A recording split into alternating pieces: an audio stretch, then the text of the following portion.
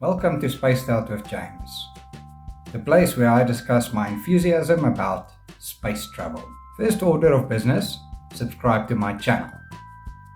Thank you for doing that. Also, if you wouldn't mind, after the video, please like it if you did like it. And today, I'm going to be looking into the first man-made object that we managed to put into space. It comes with a bit of a let's say dubious history. So it all started back in the 1930s when the Great Depression occurred, which is more accurately the 1929 when it all started, but it was mainly during the 30s that all of that hit. And as a result, there was a little crazy man in Europe named Adolf Hitler that galvanized the whole of Germany into creating a war machine. Now that is a very important thing to understand. Germany did not have a lot of military capability at the end of World War thanks to the Treaty of Versailles, which prevented the Wehrmacht from building up any additional forces. As a result of this, when the Nazi Party got to power in Germany back in the 1930s, Germany was pretty much down and out. Which, kind of funny enough, helped Hitler a lot because from that he was able to get the people even more galvanized towards the idea that the reparations that they had to pay during the war was probably going to kill Germany. So through those actions he managed to build himself the Third Reich as it became known. And then in 1939, after the sun had a little bit of a burp, they started a war, now known as World War II, which never really made any sense to me because, there was lots of places in the world where World War didn't apply because they didn't participate. So technically it was more of a European-American war. European-American and Asian war. But that's besides the point here. During this war, Hitler came to meet a man known as Wernher von Braun. He was himself an extreme space enthusiast. All he wanted to ever see was people on the moon and Mars, which I relate to but not as much as him. But you'll understand that later in the video. I would also love to see that, but not really so much Mars.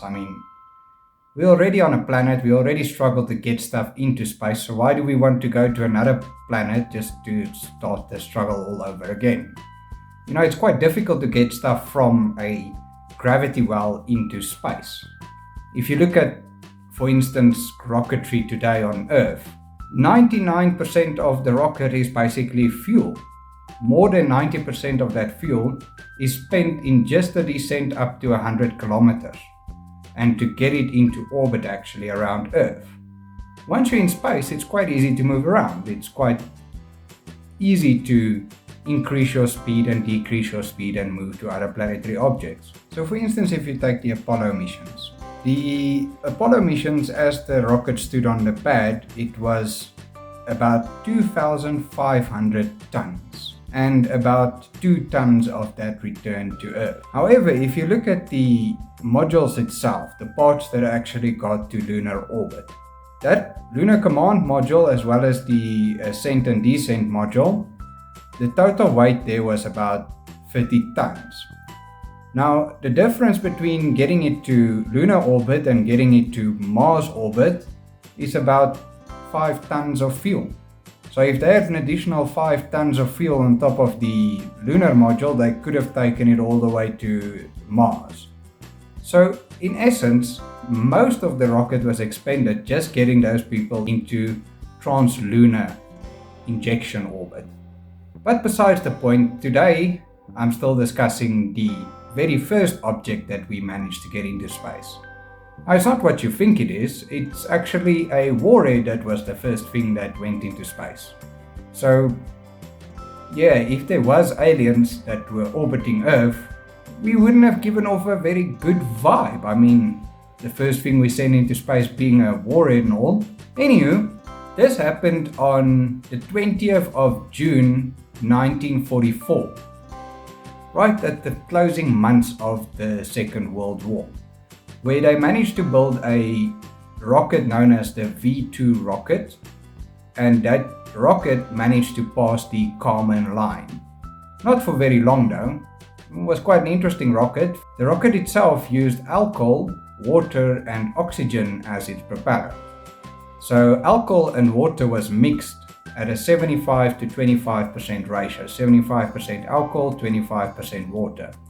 This was in order to reduce the actual combustion chamber temperature, because at the time the Germans weren't capable of creating a combustion chamber that would be able to withstand such high temperatures within the combustion chamber. So in order to bring that combustion chamber temperature down, they used water, and also the water itself acted as a working fluid, as in terms of it turning into steam and also becoming part of the propellant that is expelled through the rocket nozzle. This rocket was also the first rocket to use turbines in order to compress the fuel into the combustion chamber at about 14.5 bars of pressure. As a result, they managed to get about 25 tons of thrust from this single rocket engine that they had at the bottom of this rocket. Very interesting little design that they created, because you'd think that this turbine was run from what propellant they had on board, but you'd be wrong in assuming that. The turbines used hydrogen peroxide and sodium permanganate as a catalyst in order to break down the hydrogen peroxide and create steam in order to power the turbines of the rocket engine. These turbines delivered 125 liters of propellant per second to the rocket engine. And the rocket motor itself was powered by alcohol and LOX, as they are called in the rocket industry, which basically is just liquid oxygen. So this rocket weighed about 13.5 tons on the launch pad, and with the 25 tons of thrust that it had at launch, it was capable of getting up to about 2.5 times the speed of sound. The rocket engine itself is also quite an interesting design, because it used regenerative cooling as well as film cooling. So regenerative cooling is where they run the propellant through the engine bell of the rocket in order to warm up the rocket fuel and the oxidizer and keep the rocket engine bell cool enough to prevent it from melting. And this is especially important right at the throat of the rocket engine, as the throat gets exceptionally hot. And therefore they also employed a technique called film cooling, where they inject fluid directed along the walls of the combustion chamber, the throat and the rocket bell. Now what is truly amazing is that most of these innovations are still in use to this very day in the rocket industry. And Wernher von Braun, the inventor of this V2 rocket, he actually went on to America and became part of NASA, and eventually helped in a lot of the programs that ended up putting a man on the moon.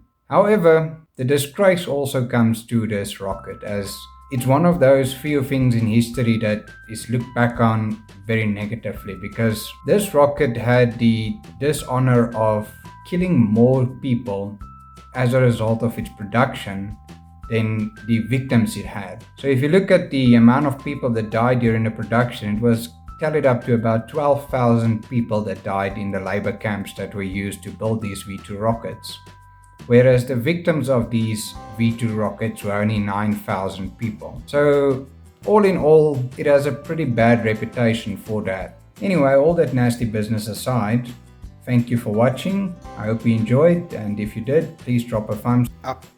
And if you'd like to support my channel further, you can also support me on Patreon. Please see the links below in the description for further information on that. Live long and prosper.